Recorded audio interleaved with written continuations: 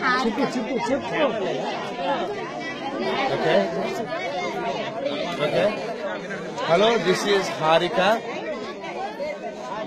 Last year she was not able to walk, raise and walk because of lame, and she could not be able to do anything, to go anywhere, to stand or to sit, or she needs some help to pick up her and for her walk before last year.